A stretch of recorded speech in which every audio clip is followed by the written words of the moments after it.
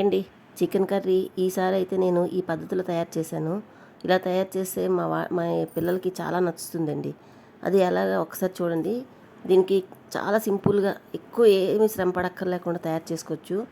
First ఒక 5-6 స్పూన్లు oil వేసుకోవాలండి. వేసుకొని పెద్దవి అయితే 2 ఉల్లిపాయలు, మీడియం సైజ్ అయితే 3 ఉల్లిపాయలు పేస్ట్ చేసుకోవాలండి. ఇంకా ఏం వేయలేదు, ఉట్టి పేస్ట్. అది మెత్తగా కాకుండా కొంచెం కోర్స్గా అలాగా పేస్ట్ చేసుకొని ఉల్లిపాయలు ముద్దలా చేసుకోవాలి. మిక్సీలోని చేసుకొని ఆయిల్లోని ఒక 5 నిమిషాలు వేయించాలండి. కొంచెం పచ్చివాసన పోయిందాకా వేగుద్ది. అప్పుడు మనం దాంట్లోకి 1 స్పూన్ అల్లం వెల్లుల్లి పేస్టు, పావు స్పూను పసుపు, 1 స్పూను ఉప్పు, 1 spoon masala powder, next 1 spoon కారము, అలాగే ఇది కారం కాశ్మీరీ పౌడర్ ఉంటుంది కదా, కారం పౌడర్ అదండి. అది ఒక పావు స్పూన్ వేసుకున్నాను. అది ఆప్షనలే, మీకు ఇష్టమైతే వేసుకోవచ్చు, లేకపోతే లేదు. అలాగా మసాలాలన్నీ కూడా ఈ ఉల్లిలోని బాగా వేయించుకోవాలండి.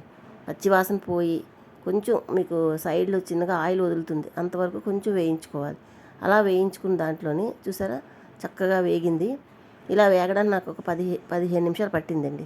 సిమ్లో పెట్టుకొని మంటని అలా వేయించుకున్నాను. ఈలోగా మార్కెట్ నుండి తెచ్చిన చికెన్ శుభ్రంగా కడిగి ఆ ఉల్లి వేగేలోపు మనం ఉప్పు పసుపు రాసి పక్కన పెట్టుకున్నాను. లైట్గా రాసుకోవాలండి, ఎక్కువ ఉప్పు వేసుకోకూడదు. మరి ఎక్కువ ఉప్పు వేసుకుంటే ఉప్పు లావైపోద్ది. అందుకని ఉప్పు లైట్గా, ఉప్పు లైట్గా, పసుపు అంటే ఒక ఇంచి పించి వేసుకుంటే సరిపోద్ది. అలా వేసుకున్న ఆ ఉప్పు పసుపు వేసుకొని పక్కన ఉంచుకున్నాం కదండి. ఆ చికెన్ ఈ ఉల్లి వేగిపోయింది కదా, ఉల్లిలోకి వేసుకొని చక్కగా మంట తక్కువలో పెట్టుకొని కలుపుకోవాలండి.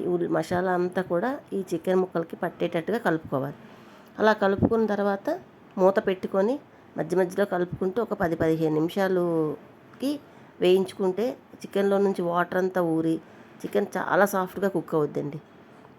ఇలా రెడీ చేసుకుంటే ఇలా చేసిన చికెన్ అయితే మా పిల్లలకి చాలా నచ్చుతుందండి.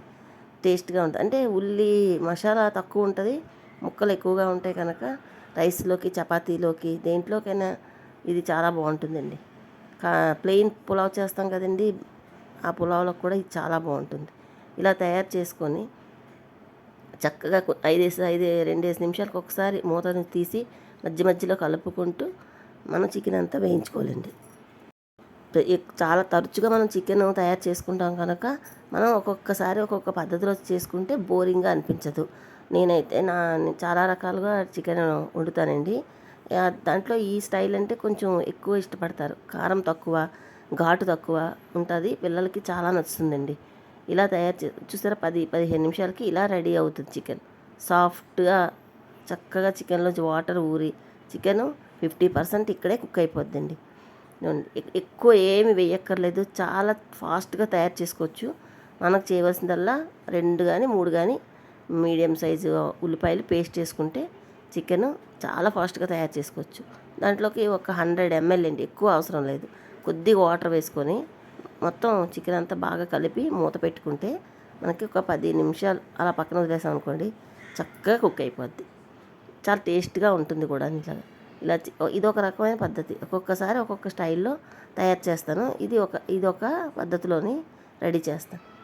మూత పెట్టాం కదండి, మూత తీసి చూద్దాం. చూడండి, చూసారా ఆయిల్ అంతా బయటికి తేలిపోయింది కదా. పైకి తేలిపోయింది ఆయిల్ అంటే మనకి చికెన్ కూర రెడీ అయిపోయినట్టేనండి. ఎక్కువ చికెనే వండుతాను ఏమో అని మీరు అనుకుంటారేమో బహుశా. చికెన్ అంటే మా ఇంట్లో అందరికీ చాలా చాలా ఇష్టం అండి. నాకైతే చాలా ఇష్టం. మేము వీక్లీ ట్వైస్ అంటే వారంలో 2 సార్లు వండుకుంటామండి నాన్ వెజ్. సండే ఒకసారి, మళ్ళీ వెడ్నెస్డే ఒకసారి, అంతే. నేను ఏదైతే తయారు చేస్తానో అదే ఏ పద్ధతిలో తయారు చేస్తానో మీకు పోస్ట్ చేస్తానండి. ఇంతేనండి. చికెన్ చక్కగా ఉడికిపోయింది చూసారా, ముక్క కూడా సాఫ్ట్గా ఉడికిపోయింది. చాలా కమ్మగా ఉంటుంది, టేస్ట్ బాగుంటుంది. ఇప్పుడు మనం కొత్తిమీర వేసుకొని డిష్ అవుట్ చేసుకుంటే చికెన్ ఎమ్మీగా ఉండే చికెన్ కర్రీ రెడీ అండి. నా వీడియో కానీ మీకు నచ్చితే లైక్ చేయండి. Thank you for watching. Bye అండి.